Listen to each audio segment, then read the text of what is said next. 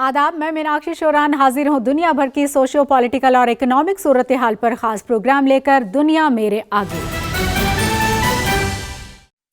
हमारे इस खास प्रोग्राम में आज बात India Bangladesh relations beyond connectivity की। जी हां, प्राइम मिनिस्टर नरेंद्र मोदी की लीडरशिप में इंडियन फॉरेन पॉलिसी ने नेबरहुड फर्स्ट को हमेशा अहमियत दी है और इस लिहाज से देखा जाए तो बांग्लादेश हमारी नेबरहुड फर्स्ट पॉलिसी का सबसे मजबूत पिलर है और कोविड-19 पैंडेमिक के बावजूद भी हमारे आपसी रिश्तों की मजबूती में कोई कमी नहीं आई है। और हाल ही में इंडिया बांग्लादेश के बीच वर्चुअल बायलैटरल समिट हुई, जिसमें प्राइम मिनिस्टर ने कहा कि भारत और बांग्लादेश दवाओं में, मेडिकल इक्विपमेंट्स में और डॉक्टर्स के साथ मिलकर काम कर रही हैं। प्राइम मिनिस्टर ने यह भी कहा कि कोविड टीके के क्षेत्र में भी दोनों मुल्कों के बीच में अच्छा कॉर्पोरेशन है और इस सिलसिले में भारत बांग्लादेश की जरूरतें पूरी करेगा।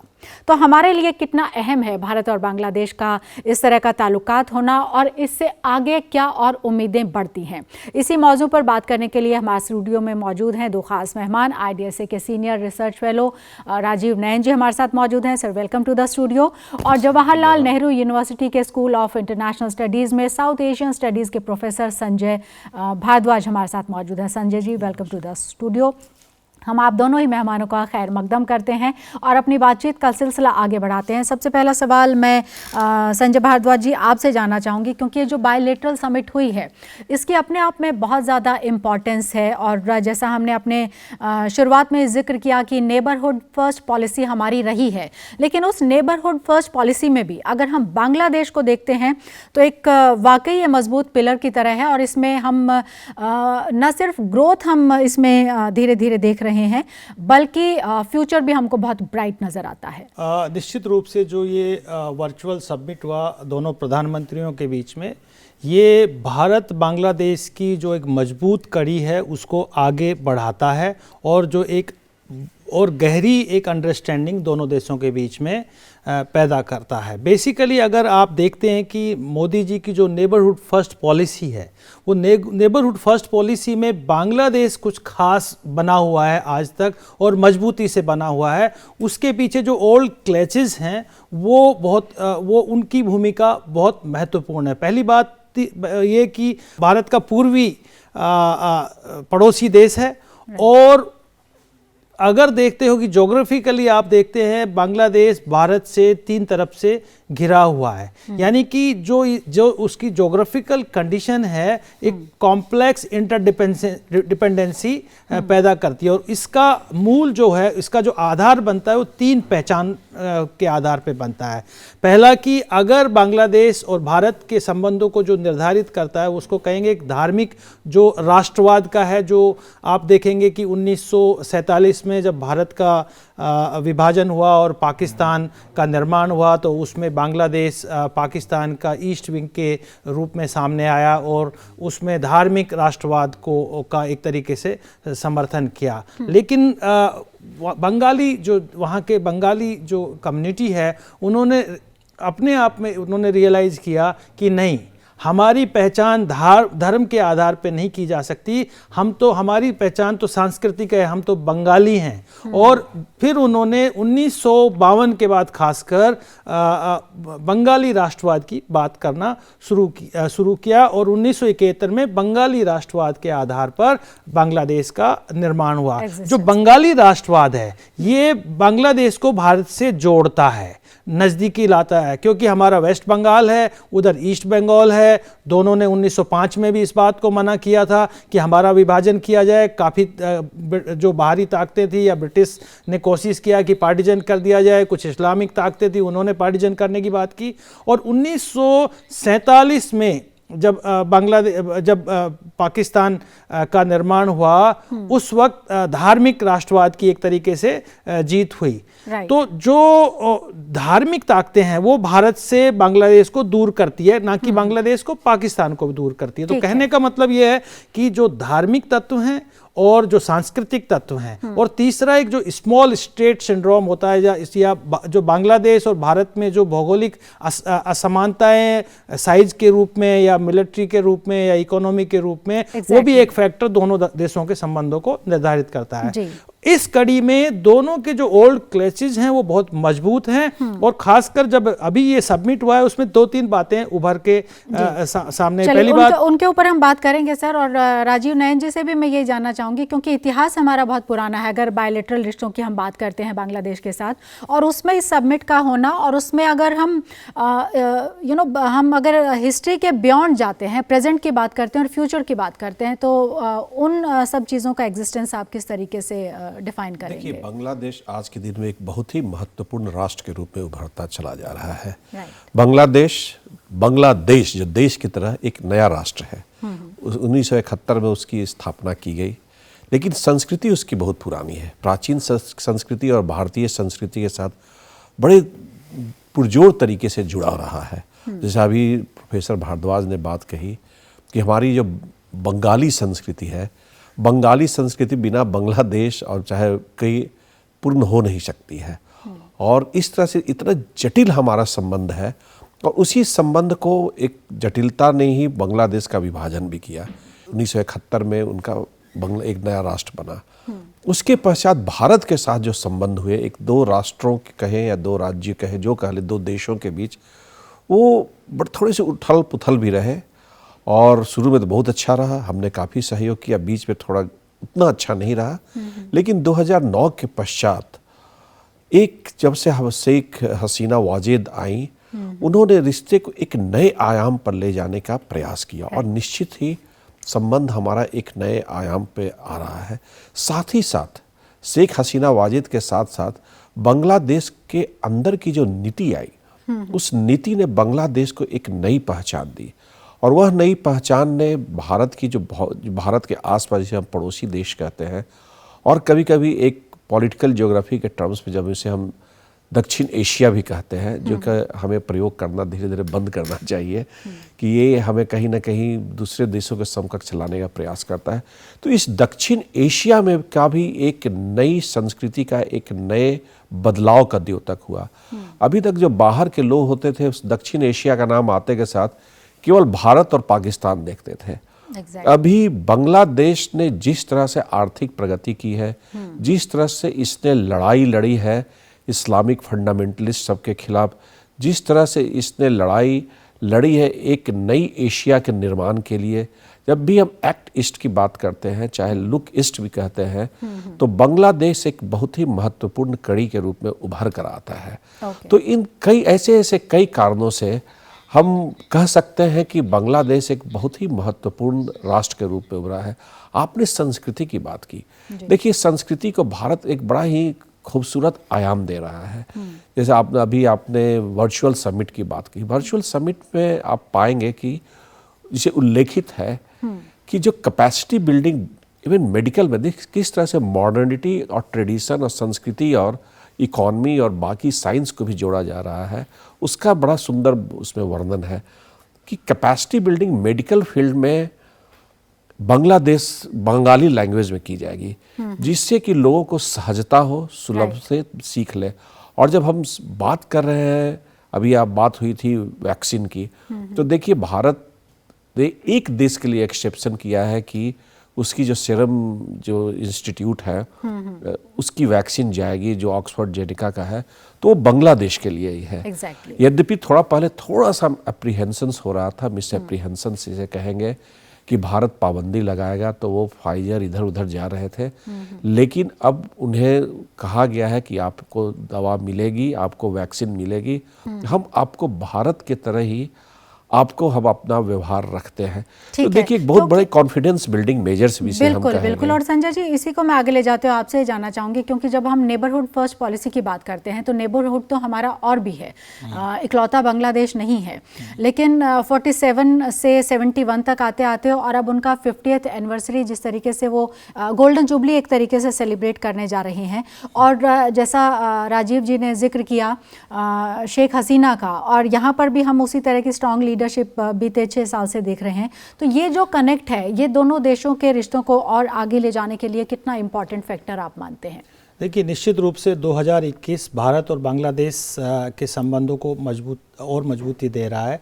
इसमें आप देखिए कि ये 1971 में बांग्लादेश एक आज़ाद राष्ट्र बना। तो वो 50वीं वर्षगांठ मना रहे हैं। भारत ने पाकिस्तान को डिफीट किया 1971 के वॉर में, वो भी एक विक्ट्री एक दिवस के रूप में हम मना रहे हैं। साथ ही साथ जो शेख मुजीबुर रहमान जो Bangabandhu father of the nation हैं, उनकी 100वीं जन्म सदी मनाई जा रही है।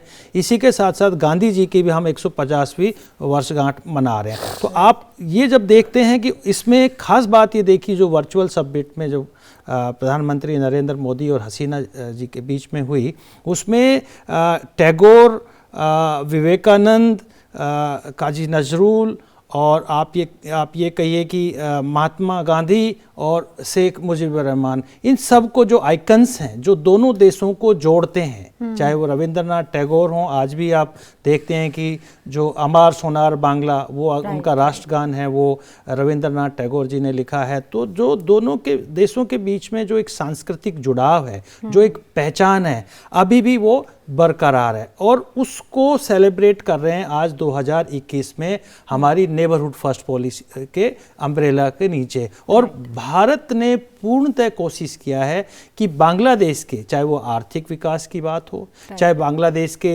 बाकी जो क्षेत्रों में, चाहे वो मेडिकल सेक्टर में हो या एग्रीकल्चर सेक्टर में हो या एजुकेशन सेक्टर में हो, आईटी सेक्टर में हो, सभी में भारत ने एक यूनिलेटरल अप्रोच अपना के इनके विकास में लाइन ऑफ क्रेडिट को एक्सटेंड किया है, ड्यूटी फ्री एक्सेस रखा है और कई तरीके के नए इनोवेटिव प्रोग्राम्स बांग्लादेश और भारत के बीच में चल रहे हैं। तो इससे लगता है कि बांग्लादेश भारत के लिए खास अहमियत रखता है। देखिए, भारत की जो विदेश नीति है, भारत की विदेश नीति में कहीं पर भी आप ये देखिए कि बहुत सेकुलर विदेश नीति है। कोई कौन राष्ट्र किस एथनिक कम्युनिटी के हैं, किस रिलीजन का है, वो हमारे फॉरेन पॉलिसी को डिफाइन नहीं करते हैं। आज देखिए कि नेपाल से भी बेहतर रिलेशंस हमारे बांग्लादेश के साथ बने हुए हैं और इसका अगर क्रेडिट साथ साथ जाता है तो बांग्लादेश की प्रधानमंत्री शेख हसीना जी को भी जाता है। जब 2008 में आई थी तो उन्होंने कहा कि हम 1971 की जो स्पिरिट है उसको बरकरार रखेंगे, उसको हम रीइंस्टेट करेंगे। अब उसमें 1971 की स्पिरिट क्या थी? वहाँ थी जो सेकुलरिज्म की बात करेंगे, डेमोक्रेसी की बात करेंगे, बंगाली नेशनलिज्म जो सांस्कृतिक नेशनलिज्म उसकी बात करेंगे और इन्हीं सब इथोज में, इन्हीं सब वैल्यूज में भारत भी विश्वास करता था। और भारत ने 1971 में वहाँ की आज़ादी के लिए, वहाँ लोकतंत्र के लिए अपने लगभग 20,000 सैनिकों को शहीद किया। तो एक जो अंडरस्टैंडिंग जो दोनों के बीच में एक जो उनके कन्वर्जन ऑफ वैल्यूज हैं, वो दोनों देशों को साथ में लाते हैं। और जब से प्रधानमंत्री शेख हसीना दोबारा से सत्ता में आई है 2008 से, उन्होंने इन वैल्यूज को वहां पे पुनर्स्थापित किया और जो आतंकवादी या आप ये कहिए कि जो फंडामेंटलिस्ट फोर्सेज हैं उनको पूरी तरह से पछाड़ दिया। अब आप देखिए कि भारत का जो ईस्टर्न बॉर्डर है वो सुरक्षा की दृष्टि से बहुत सेफ है। तो ये एक अंडरस्टैंडिंग जो डेवलप की है प्रधानमंत्री नरेंद्र मोदी और शेख हसीना जी ने, दोनों ने एक नया अध्याय लिखा है कि हम साथ में अपनी सांस्कृतिक विरासत को बनाते हुए, बरकरार रखते हुए हम बांग्लादेश का विकास करेंगे। और जो बांग्लादेश के बियॉन्ड जो हमारा क्षेत्र है, चाहे नॉर्थ ईस्ट का हो या हमको और आगे, राजीव जी ने कहा कि एक्ट ईस्ट पॉलिसी हो, उसमें भी हम आगे बढ़ेंगे। बिल्कुल। तो चलिए राजीव जी से और आगे मैं बात करना चाहूँगी कि सर, क्योंकि जैसे आपने जिक्र किया पैंडेमिक के दौर में और जो 2 वैक्सीन्स हैं उनका डिस्ट्रीब्यूशन हमारे यहाँ तो इंडियन सिटीजन्स को तो है ही, हमारी शेयरिंग जिस तरीके से बांग्लादेश के साथ होने जा रही है वो अपने आप में बहुत इम्पॉर्टेंट है। तो वैसे में ये कनेक्ट हमको और कहाँ तक बियॉन्ड लेकर जा सकता है? Because this is very important, क्योंकि ये लाइफ सेव करने से जुड़ा हुआ है और न सिर्फ इसमें टेक्नोलॉजी और उन सब चीज़ों का एक हम भले ही उसमें कोई कॉम्प्लेक्सिटी हो, बट फिर भी कोशिश की गई है कि हम एक सेम टेबल पर हम आ सके। और ऐसे में इंडिया का आगे बढ़कर इनिशिएट ये करना कि हम बांग्लादेश को भी उसी तरीके से मेडिसिन प्रोवाइड करने वाले हैं, तो ये कितना इम्पॉर्टेंट होगा रिलेशन को और स्ट्रेंथन करने में? देखिए, भारत ने पिछले कई वर्षों से, अब विशेषकर जब से प्रधानमंत्री मोदी आए, उन्होंने कई पहलें की और इस पहल में देखिए जो हमारे भौगोलिक क्षेत्र है, हमारा जो पड़ोसी राष्ट्र है, उनके साथ एक अलग बर्ताव किया। वह बर्ताव बड़े भाई वाला नहीं था, बिग ब्रदर वाला बर्ताव नहीं था। वो कहे कि हम समकक्षी रहेंगे, लेकिन हम आपका, चूंकि हम भाई हैं तो हम आपका ध्यान भी रखेंगे। तो उस तरह की एक जो पार्टनरशिप डेवलप की इन्होंने, उसमें आगे बढ़कर भारत ने कई क्षेत्रों में मदद की। जिसमें एक और एग्जांपल मैं दूंगा, हाईटेक में जैसे सैटेलाइट जब हुआ था तो साउथ एशियन देशों को उन्होंने कहा था कि हम आपको साझा करेंगे अपनी जो भी विज्ञान की विरासत है और जो भी हमारे जो भी हमने विकास किया है अपना विज्ञान को, तो उसमें आपके साथ मिलकर कार्य करेंगे। तो पाकिस्तान छोड़कर बाकी सारे राष्ट्रों को उन्होंने ये सुविधा, अपने डेटा हो चाहे बाकी भी सैटेलाइट्स का जो बेनिफिट्स हो सकता है, वो उन्होंने बांग्लादेश को भी उपलब्ध कराया। साथ ही साथ देखिए, आज के दिन में अब हम परमाणु ऊर्जा की बात करते हैं, तो परमाणु ऊर्जा के क्षेत्र में भी अगर आप देखेंगे पिछले डेटा 1919 का डेटा आप देखेंगे, तो तीसरा सबसे बड़ा महत्वपूर्ण, जो बड़ा सबसे कहेंगे जो इंडिया का एक्सपोर्ट हुआ है, वह न्यूक्लियर रिएक्टर्स के डिफरेंट पार्ट्स, इन सारी चीज़ों का हुआ है। रूस के साथ उनका समझौता हुआ है, उनका 1-2-3 एग्रीमेंट अमेरिका के साथ भी हो रखा है। लेकिन भारत एक सप्लाई चेन कंट्री के रूप में उभर कर आई है, और जो स्पेयर पार्ट्स उनका न्यूक्लियर रिएक्टर्स का डिफरेंट पार्ट्स है वो सप्लाई कर रही है। और भी अगर आप देखेंगे 100 टॉप आइटम्स, तो देखेंगे कि एक नया कंपोजिशन बदला है। एक साइंस, बहुत सारे कई ऑटोमोबाइल से लेके कई सारे क्षेत्रों के, उसमें उनके स्पेयर पार्ट से लेके उनके आधुनिक वैज्ञानिक जो सुविधा हो सकती है वो कर रहे हैं। जॉइंट रिसर्च एंड डेवलपमेंट की बात हम कर रहे हैं। उसके बाद एनर्जी डेवलपमेंट के फील्ड में भी हम काम कर रहे हैं। ऐसे हाइड्रोकार्बन, जैसे आपने वर्चुअल समिट के जो आप देखेंगे ज्वाइंट पेपर, तो उसमें हाइड्रोकार्बन भी एक वन ऑफ द 7 जो डॉक्यूमेंट साइन किए गए थे वैसे आ गया है। उसी तरह से हम उनके लोगों को ICCR के अंदर, Indian council of cultural relation, जो मैं बार बार बोल रहा हूँ कि संस्कृति का आज के दिन में जो विज्ञान हो या बाकी शिक्षा का क्षेत्र हो या हम इसे कहें आर्थिक क्षेत्र हो, सब में हम इसका दोनों का समन्वय कर रहे हैं। और उसमें करीब करीब 200 हम स्कॉलरशिप्स बांग्लादेश के लोगों को देते हैं कि आए भारत में अध्ययन करें। और इस तरह से हम उनकी सोच को विकसित कर रहे हैं कि भारत किस तरह का राष्ट्र है। एक सांस्कृतिक, हमारी एक सांस्कृतिक है, लेकिन हमारे रिश्ते को व्यापक करने में भी काफ़ी मदद कर सकती है। और इस तरह से भारत उनको कई क्षेत्रों में मदद पहुंचा रही है। बिल्कुल। और एक क्षेत्र जिसका जिक्र राजीव नयन जी ने भी किया, वो कोविड-19 के टाइम में जो वैक्सीन है वो वहाँ तक पहुँचाना है, क्योंकि ये एक तरीके से बियॉन्ड बिजनेस है। इसमें बिजनेस नहीं है, इसमें बहुत सारे और कनेक्ट्स हैं जो कि शामिल होंगे, और इसी वजह से बांग्लादेश को चूज़ किया गया होगा हमारे देश की तरफ से, हमारे PM की तरफ से, कि हम बांग्लादेश को ये वैक्सीन प्रोवाइड करवाने जा रहे हैं। नहीं, निश्चित रूप से देखिए, मैं यही कह रहा हूँ ना, बांग्लादेश की हेल्थ भारत की हेल्थ से जुड़ी हुई है। अगर बांग्लादेश में फ्लड आता है, बांग्लादेश में ड्रॉट होता है, या बांग्लादेश में गरीबी आती है, किसी भी प्रॉब्लम होती है, तो भारत का उसका इम्प्लीकेशंस होते हैं। 1971 में बांग्लादेश पे आपत्ति आई तो लगभग 1 करोड़ बंगाली को हमने शरण दिया। तो किसी भी तरीके का अगर ये पेंडेमिक जो चल रही है, और बांग्लादेश का, पहली बात तो कि बांग्लादेश का फार्मास्यूटिकल सेक्टर बहुत अच्छा कर रहा है अपने आप में।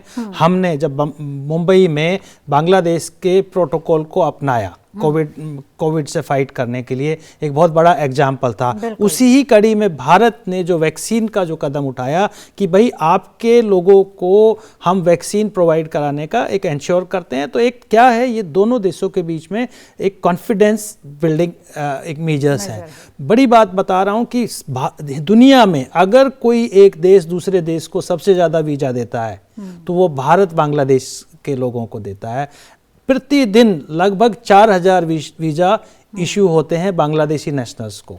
आप ये देखिए कि 1 महीने में 1.5 लाख वीज़ा बांग्लादेशी सिटीजन्स को भारत देता है। इसमें मेडिको टूरिज्म भी है, एजुकेशन टूरिज्म भी है। राजीव जी ने 200 स्कॉलरशिप बताई, 100 और जुड़ गई हैं, अब 300 हो गई हैं स्कॉलरशिप। तो ये क्या है कि दोनों देशों के हमारा जो प्रीमाइज है सांस्कृतिक तो है, लेकिन पिछले कुछ वर्षों से हमने उस सांस्कृतिक जो प्रमाइज है उसके साथ में आर्थिक और डेवलपमेंटल प्रमाइज को भी रख दिया कि लेट अस ग्रो टुगेदर। जो हमारी जो डेवलपमेंटल नाव है, जो मोदी जी ने कहा कि I will bring the transformation that would be all inclusive, वो भारत के लिए खाली बात नहीं की।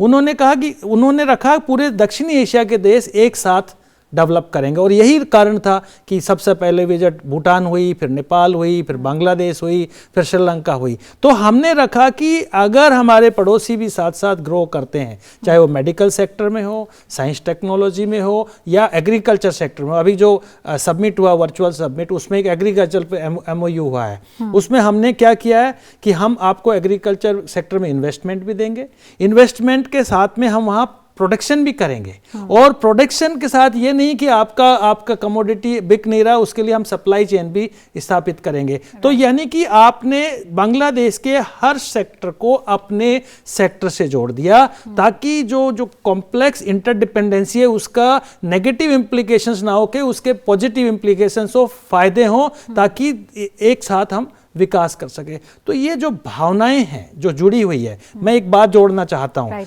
पाकिस्तान, कई बार सवाल आता है, कुछ तत्व हैं, 1971 में भी कुछ तत्व पाकिस्तान के साथ खड़े हुए थे, जिसको कोलैबोरेटर्स कहते हैं। पाकिस्तान कई बार बांग्लादेश को मुस्लिम और आइडेंटिटी के आधार पर जोड़ने की कोशिश करते हैं। बांग्लादेशी कहते हैं हम मुस्लिम हैं, लेकिन हम बंगाली मुस्लिम हैं, पहली बात। दूसरी बात कि जो आपने मुस्लिम कम्युनिटी के साथ में 1971 में जो बर्ताव किया, लगभग 30 लाख लोगों को मार दिया गया, जिसमें ज़्यादातर बहुत सारे तो मुस्लिम ही थे।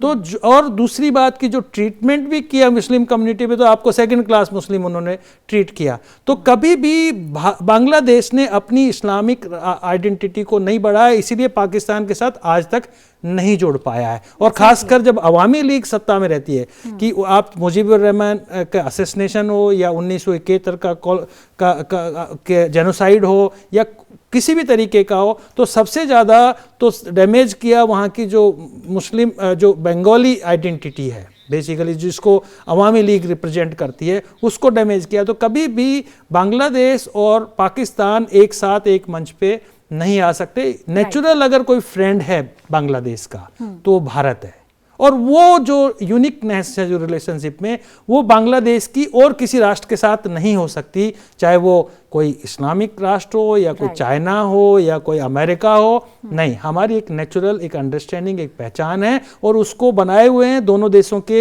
लीडर्स। ये एक अपने आप में एक बहुत बड़ा उदाहरण है विश्व कम्युनिटी। और राजीव नयन जी, स्ट्रेटेजिक तौर पर भी अगर देखें तो ये कितना इंपॉर्टेंट है, क्योंकि नेबरहुड फर्स्ट तो हम लगातार कह रहे हैं, और नेबर्स हमारे और भी हैं, लेकिन उनकी तरफ से जिस तरीके से रिलेशन निभाने की स्थिति है, या फिर बांग्लादेश लगातार हमारे साथ जिस तरह का रिलेशन निभाता है, वो स्ट्रेटेजिकली तौर पर कितना इम्पोर्टेंट है? देखिए, निश्चित ही सामरिक इसकी एक बहुत महत्वपूर्ण इसकी भूमिका बांग्लादेश की होते जा रही है। अभी हम लोग बात कर रहे हैं किस तरह से शेख हसीना ने आतंक जो इस्लामिक रेडिकल्स के साथ उन्होंने निपटा है। अभी फिर ऐसा नहीं है जैसे अभी उन्होंने बताया था कि पाकिस्तान प्रयास करता रहेगा, और अभी जो स्टेटमेंट आया है, कई खबरें भी आई हैं कि अमेरिका के भी एक रिपोर्ट ने बताया कि उनका जो अलकायदा अभी भी जीवित करने का प्रयास पाकिस्तान कर रहा है, और कुछ भारत से, कुछ बांग्लादेश से, कुछ पाकिस्तान से रिक्रूट ले जा रहे हैं, ट्रेनिंग देते हैं पाकिस्तान में, बांग्लादेश और भारत में भेजने की कोशिश करते हैं। लेकिन जिस तरह से भारत और बांग्लादेश मिलकर उन्हें पछाड़ रहा है, यह सबसे महत्वपूर्ण सामरिक हम विषय मानते हैं। पहली बात तो यह हो गई। दूसरी बात, अगर हम बात करें सुरक्षा का, भारत और बांग्लादेश का, तो दोनों ने मांगना है कि हमारी साझा सुरक्षा व्यवस्था होनी चाहिए। बॉर्डर पर जिस तरह से दोनों कॉम्प्रिहेंसिव बॉर्डर एग्रीमेंट कर रहे हैं, कोऑर्डिनेटेड कॉम्प्रिहेंसिव बॉर्डर एग्रीमेंट, नई तकनीकी का इस्तेमाल कर रहे हैं, किस तरह से जो भी इन्फिल्ट्रेशन हुआ करता था उसे रोक रहे हैं। और अब दिसंबर में ही डायरेक्टर जनरल BSF और वहाँ के जो हेड थे, बांग्लादेश बॉर्डर के हेड जो हुए थे, जिस तरह से उन्होंने बातचीत की, और राकेश अस्थाना ने वक्तव्य दिया कि अब इनग्रेस जो इन्फिल्ट्रेशन है वह पूरे तरीके से काबू में पा लिया गया है। तो एक बहुत महत्वपूर्ण डेवलपमेंट हो रही है। और जहाँ कहीं भी गैप्स आ रहे हैं, जहाँ उस तरफ जाके, चाहे अगरतला में हो चाहे उधर हो, अभी टनल की भी मिला, करीमगंज में एक टनल भी पाया गया था। तो उन सारे क्षेत्रों का हम एक साथ मिलकर, यही नहीं कि केवल बांग्लादेश को हम कंप्लेन कर रहे हैं, हम शिकायत कर रहे हैं, हम साथ मिलकर उसका एक समाधान निकाल रहे हैं। ये बहुत महत्वपूर्ण बात है। उससे भी ज़्यादा है, अभी कई बार क्रिटिसाइज़ किया जाता है कि करीब करीब 72 से 75% जो बांग्लादेश के हथियार हैं चीन से आते हैं और चीन का उसके ऊपर वर्चस्व होते जा रहा है। लेकिन हम वहाँ भी उन्हें लाइन ऑफ क्रेडिट दे रहे हैं और हमारी खुद की नीति अब बदल रही है। हम खुद ही बाहर से आर्म्स को इम्पोर्ट किया करते थे, लेकिन जब हमारा पैराडाइम शिफ्ट हो रहा है, जब हम अपनी सुरक्षा सबसे पहले हम अपनी कंपनियों से, अपने उद्योग से जब भरपाई कर रहे हैं, तो उसके बाद हमारा ध्यान गया है जैसे बांग्लादेश को हथियार देना चाहिए। और हम जब हथियार बांग्लादेश को मुहैया कराएंगे तो उस समय हम यह ध्यान रखेंगे कि हम एक मिलिट्री इंडस्ट्रियल कॉम्प्लेक्स कंट्री के रूप में नहीं करें, हम ऐसे देश के रूप में करें जो कि उनकी सुरक्षा का ध्यान रखता हो। हैं आप दोनों ही आए वक्त निकालकर स्टूडियो में, आपने बात की हमसे इस इम्पॉर्टेंट इशू को लेकर। बहुत शुक्रिया आप दोनों का स्टूडियो में आने के लिए। और हमारे दर्शकों से हम ये ज़रूर कहेंगे कि आपको ये प्रोग्राम कैसा लगता है, आप हमें ज़रूर बताएं। आप ईमेल कर सकते हैं, हमारा ईमेल आईडी आप नोट कर लीजिए, ddurduspecials@gmail.com। और इसी के साथ हमारी पूरी टीम को इजाज़त दीजिए। आदाब।